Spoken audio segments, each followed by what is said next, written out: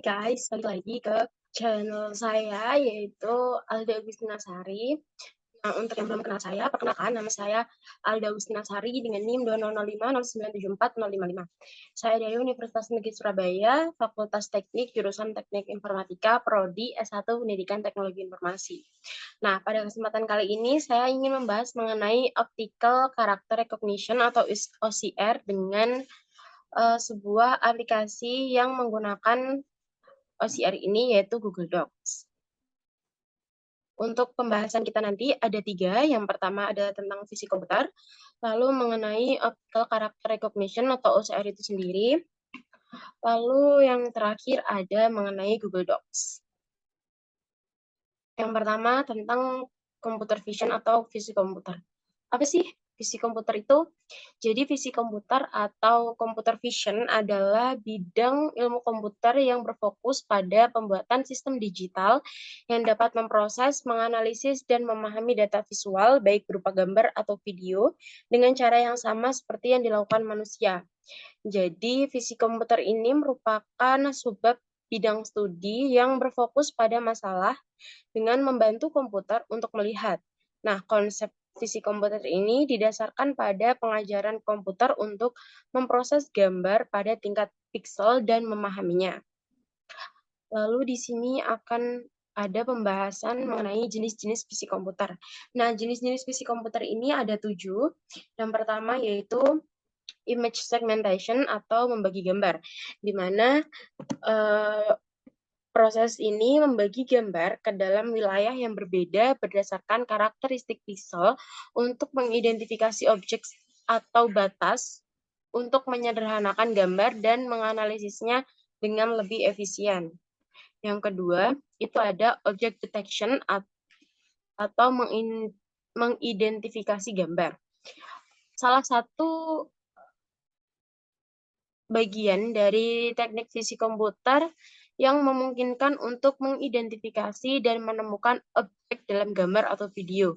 Nah, mendeteksi objek ini juga dapat digunakan untuk menghitung objek dalam pemandangan dan menentukan serta melacak lokasi akuratnya, sambil memberi label secara akurat. Lalu yang ketiga ada facial recognition atau pengenalan wajah. Jadi cara untuk mengidentifikasi atau mengkonfirmasi identitas individu menggunakan wajah mereka. Nah, sistem ini digunakan untuk mengidentifikasi orang dalam foto, video, atau secara real time. Nah, pengenalan wajah ini merupakan kategori keamanan biometrik dan bentuk lain dari perangkat lunak biometrik termasuk pengenalan suara, pengenalan sidik jari, dan retina mata atau pengenalan iris mata. Lalu yang keempat ada edge detection atau deteksi tepi. Nah, pada teknik pemrosesan ini yang digunakan untuk mengidentifikasi titik-titik yang ada dalam gambar digital dengan diskontinuitas, hanya untuk mengatakan perubahan tajam dalam kecerahan gambar. Lalu ada pattern detection atau deteksi pola. Nah, deteksi pola ini merupakan klasifikasi data yang berdasarkan pengetahuan yang telah diperoleh atau informasi statistik yang diambil dari pola atau representasinya. Lalu yang keenam ada image classification atau klasifikasi citra, di mana proses ini memprediksi kelas tertentu atau label untuk sesuatu yang diidentifikasikan oleh sekumpulan titik data. Nah, yang terakhir adalah feature matching, di mana dia merupakan pencocokan gambar secara imun yang merupakan bagian dari banyak banget aplikasi fisik komputer seperti pendaftaran gambar, kalibrasi kamera, dan pengenalan objek, yang merupakan tugas untuk membuat korespondensi antara dua gambar dari pemandangan atau objek yang sama. Nah, pendekatan umum untuk feature matching ini terdiri dari mendeteksi satu setitik minat masing-masing terkait dengan deskriptor gambar dari dua data. Nah, ini adalah contoh dari image segmentation. Ini adalah contohnya ikan koi. Jadi setiap warna dia akan memiliki warna yang berbeda-beda dari gambar aslinya ya. Seperti putih menjadi biru, lalu yang berwarna orange ini menjadi biru yang lebih tua, biru tua, lalu warna hitam menjadi hijau seperti itu. Nah, ini adalah untuk object detection. Jadi dia mendeteksi objek yang ada pada sebuah gambar.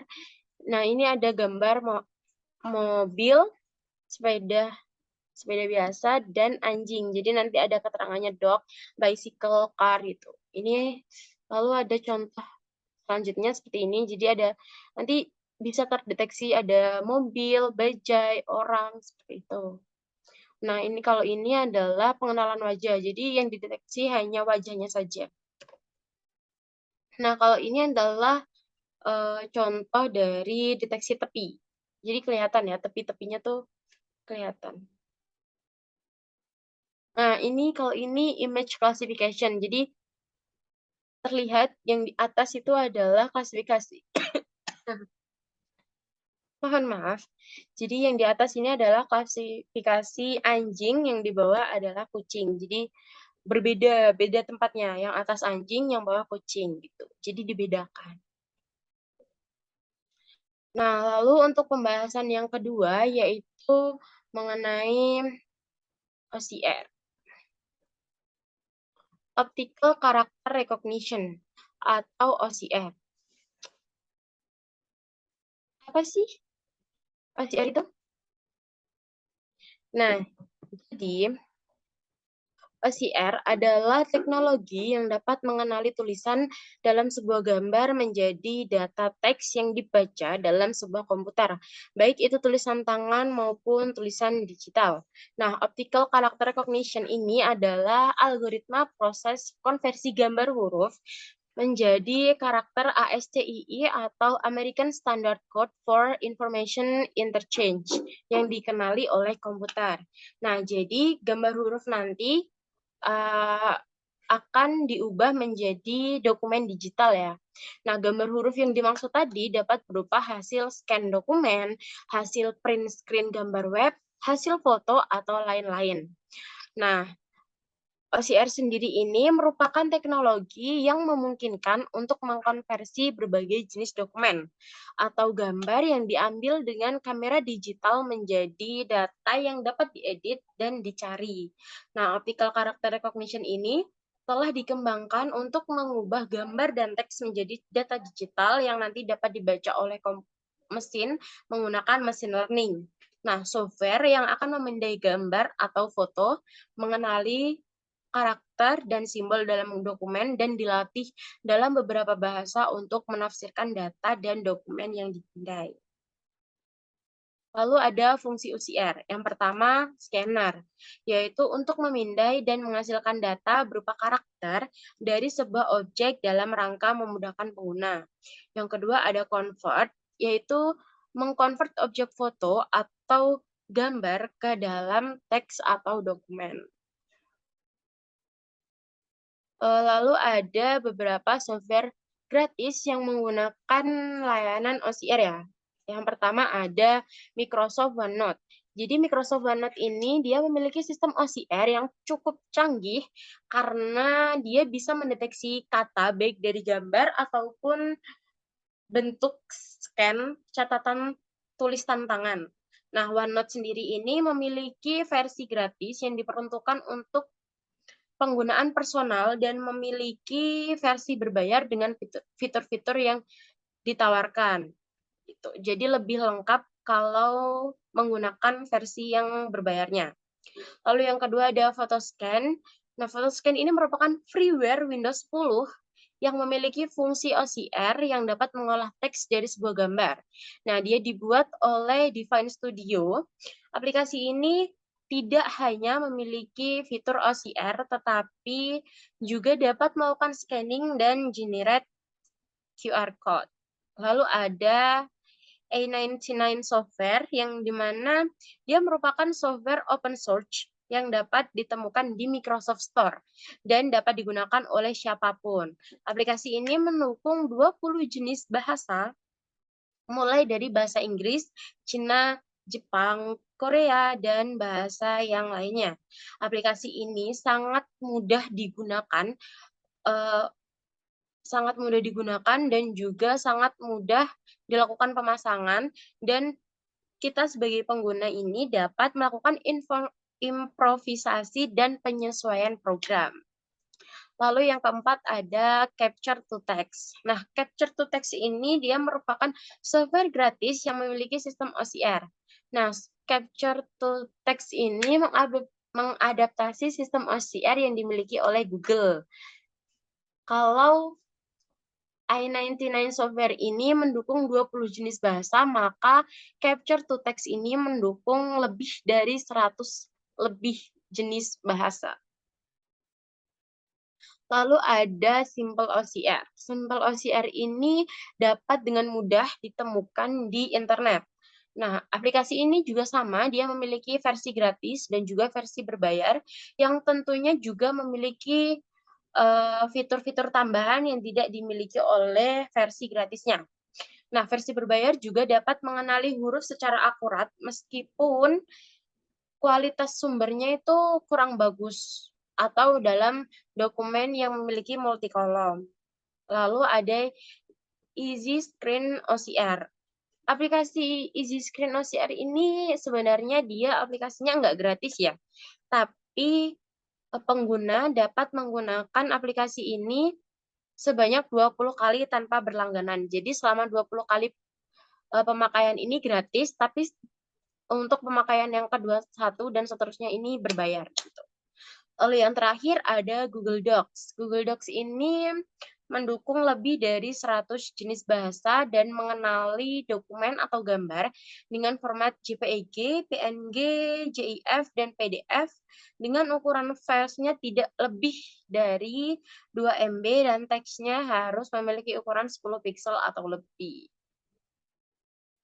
Nah, untuk pembahasan kita yang ketiga, yang terakhir, yaitu ada tentang Google Docs ya.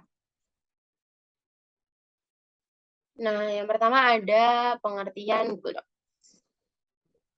Google Docs atau Google Dokumen merupakan layanan pengolah kata berbasis web cloud milik Google. Nah, pengguna bisa menggunakan layanan Google Docs secara gratis dari situs docs.google.com atau melalui Google Drive. Nah, Google Docs ini mendukung beragam format dokumen seperti .docs, .docx, .docm, dan .x, .m, .html, teks biasa atau .txt, .rtf, .odt, serta hampir semua format Microsoft Office lainnya. Nah, Google Docs ini tersedia dalam bentuk aplikasi juga untuk Android, iOS, Windows, BlackBerry, dan juga program desktop untuk Chrome OS. Nah, pengguna atau kita ini dapat membuat ataupun mengedit file docs dengan batas penyimpanan per file maksimal itu 1 GB. Nah, Google Docs ini juga membuat kita pengguna untuk mengerjakan dokumen bersama tim atau berkolaborasi secara real time. Nah, kita juga bebas dalam melakukan perizinan apakah pengguna lain atau teman atau tim itu dapat mengedit atau hanya melihat saja. Nah, sistem Google Docs ini juga memperlihatkan log aktivitas dari setiap hasil editan atau revisi. Hampir semua browser terbaru saat ini support banget dengan Google Docs seperti Internet Explorer, Google Chrome, Mozilla Firefox, Microsoft Edge, dan Apple Safari. Google Docs ini juga dia dilengkapi dengan fitur pengecekan kesalahan penulisan kata atau spelling seperti Microsoft Word sehingga mengurangi kesalahan ketika menulis kata atau kalimat. Google Docs ini juga dia dibekali ada beberapa fitur machine learning yang mana mampu memberikan pengalaman dan kemudahan dalam membuat dokumen. Lalu ada fungsi Google Docs. Nah, jadi fungsi Google Docs itu ada 4. Yang pertama, membuat dokumen di mana saja, sesuai yang saya omongkan tadi, karena dia berbasis web dan dia juga ada aplikasi untuk mobile, jadi dia bisa membuat dokumen di mana saja dan kapan saja. Lalu dukungan cloud storage yang besar, karena dia didukung oleh Google ya, seperti pernyataan yang awal, Google Docs ini merupakan layanan pengolah kata berbasis web cloud milik Google. Jadi dia dukungan cloud-nya sangat besar. Lalu yang ketiga dapat digunakan untuk konversi file PDF. Dan yang terakhir itu support format Microsoft Office yang tadi saya sebutkan ada banyak sekali itu. Lalu ada fitur utama Google Docs. Nih, ada beberapa fitur utama Google Docs. Yang pertama, ada integrasi dengan Google Drive secara otomatis. Jadi, ketika kita masuk pada lembar kerja Google Docs, pengguna tidak perlu klik save ataupun Ctrl plus save plus S, karena Google Docs ini bekerja secara otomatis dalam menyimpan dokumen secara real time. Jadi otomatis tersimpan tanpa kita harus save sendiri gitu. Lalu yang kedua ada membagikan dokumen untuk berkolaborasi. Nah, kita sebagai pengguna ini bisa menambahkan anggota dengan menuliskan email atau nama. Nah, kita juga dapat membagikan link pengerjaan ini untuk dapat diakses secara publik. Nah, fitur kolaborasi ini memudahkan kita untuk menyelesaikan dokumen secara lebih cepat dan efisien. Lalu untuk yang ketiga, yaitu history untuk setiap perubahan. Jadi pengguna itu bisa menggunakan, jadi pengguna bisa melihat perubahan dari setiap editan atau revisi yang dilakukan. Cukup klik file, lalu pilih history versi, di bagian tersebut terlihat semua log yang pengguna lakukan. Jadi kalau misalkan nanti semisal kita upload, lalu ada yang melihat, setelah itu dia melakukan sesuatu, kita dapat melihat. Itu kan kalau ketika kolaborasi seperti itu. Lalu yang keenam ada mengubah file PDF menjadi Word. Jadi Google Docs ini bisa mengubah file PDF menjadi Word dengan mudah. Jadi cukup mudah caranya, cuman perlu mengunggah file PDF yang ingin diubah ke Google Docs. Lalu klik file, terus pilih download as Word, as Microsoft Word atau Docs itu. Nah, setelah itu terdownload, lalu kita bisa melihat versi Word. Seperti itu. Lalu yang kelima ada dukungan add-on untuk Google Docs. Saat ini Google Docs ini telah dilengkapi dengan fitur add-on atau plugin yang nantinya dapat membantu kita untuk menyelesaikan problem atau hal-hal yang tidak bisa dilakukan Google Docs secara bawaan. Gitu. Lalu ada lagi yang sepertinya saya terbalik ya nomornya. Oke, kita anggap saja ini nomor 6 ya. Jadi yang keenam itu ada ejaan dan tata bahasa. Nah, kita sebagai pengguna nih kalau memakai Google Docs ini, kita bisa memanfaatkan ejaan dan tata bahasa untuk mengurangi kesalahan penulisan kata atau kalimat. Nah, fitur ini itu ada juga di produk Microsoft Office. Jadi nggak cuma di Google Docs aja, ada di Microsoft Word, ada di mana-mana. Lalu ada fitur-fitur, ini yang terakhir.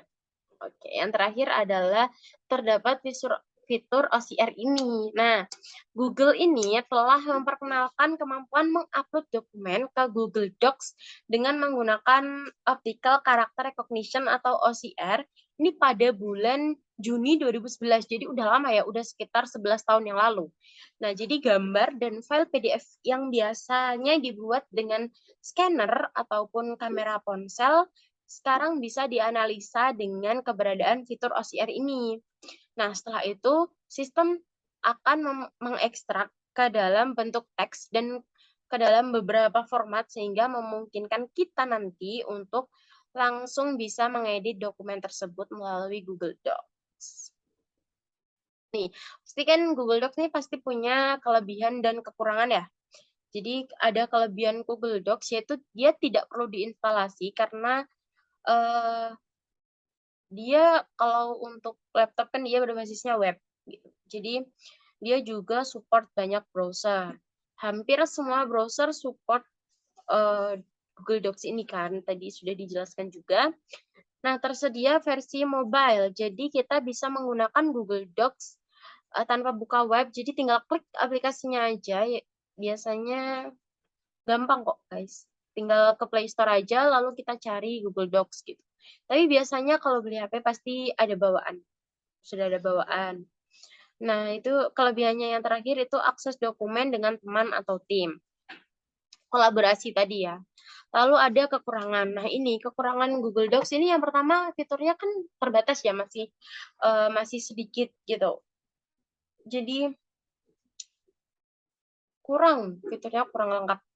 Lalu yang kedua belum tersedia versi desktop karena dia baru hanya tersedia versi mobile. Karena itu dia kelebihannya tidak perlu instalasi karena di versi laptop itu dia menggunakan web, ya kan? Thank you guys.